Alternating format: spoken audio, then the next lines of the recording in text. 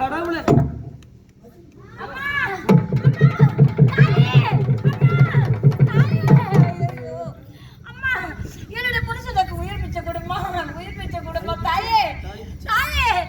உன் கணவன் செய்த தவறுக்கு தகுந்த தண்டனை நினைத்தேன். ஆனால் அம்மா அம்மா என்று நீ என்னை அழைத்ததனால் உனக்கு மாங்கல்ய பிச்சை தருகிறேன். உன் கணவனை கழுகு மரத்திற்கு அழைத்துக் கொண்டு வா.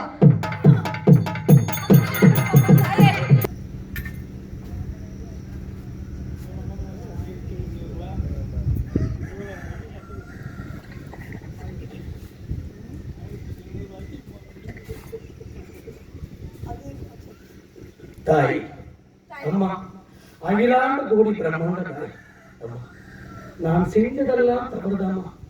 தாங்கிற என்னுடைய அகம்பாவம், என்னுடைய ஆணவம், பண திமிர் இதெல்லாம் இந்த செயலை செய்ய சொல்லிச்சுமா. எனக்குன்னு ஒரு குழந்தை இருந்திருந்தா அந்த குழந்தைய பார்த்துக்கிட்டே காலங்கள்லாம் மூடி இருக்கும்.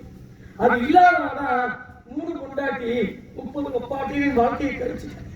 வேணாமா, எனக்கு இவன் மட்டும் போதுமா. இனிமேல் நடக்காது. ஏனென்றால் உன்னிடம் உள்ள பணத்தினால் தான் உனக்கு இப்படி ஒரு அக்கிரமம் செய்வதற்கு காரணமானதே இந்த பணம் தான். அதனால் ஏழை எளிய மக்களுக்கு தான தர்மங்கள் செய்துவிடு. அது மட்டுமல்ல, எந்த வெள்ளாடு திருட வந்தான் என்பதற்காக வீரமாகவே கழுகு மரத்தில் கட்டி வைத்து கல்வன் என்று சொன்னாயோ, ஐப்பசி திங்கள் 7 நாள் என்று என் ஆலயத்திலே கண்திறப்பு என்று நடக்கும். அப்பொழுது வருடங்கள் தோறும் உன் வெள்ளாடு ஒன்று வர வேண்டும். புரிகிறதா? அப்படி செய்கிறேன். சென்று வாங்க.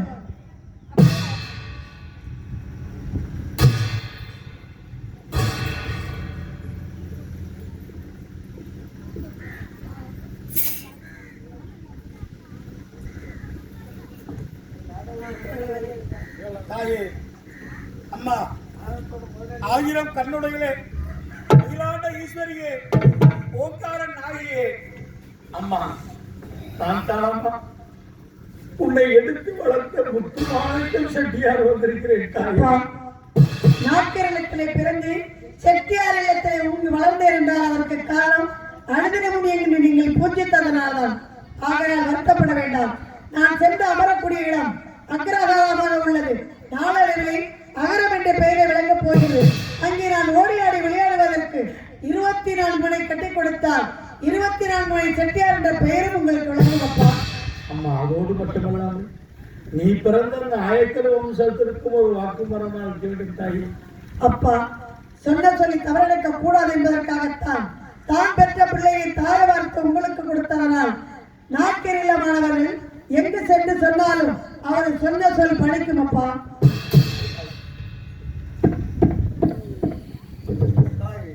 உன்னையே நம்பி அந்த சூளையில் சூளை வைத்ததனால்தான் பூத உடலை விட்டு முழு சக்தியும் பெற்று வந்தேன். ஆகினால் மக்களுக்கு வரக்கூடிய அக்கி என்று சொல்லக்கூடிய கொடிய நோயானது உங்கள் இல்லத்தை வந்து மண்ணை எடுத்து கொடுத்தால் அவர்களுக்கு அந்த நோய் குணமாகும்.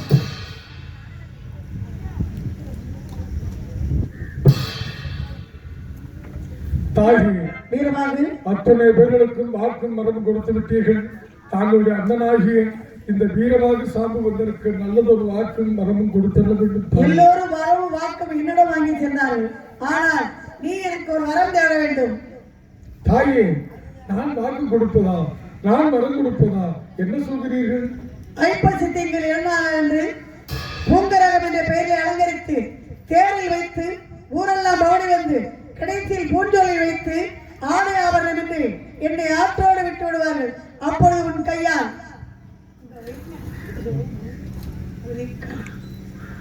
ஆகிறார். அப்பொழுது எனக்கு ஒரு பல பொட்டாடு எடுத்து தர வேண்டும். தருவாயா?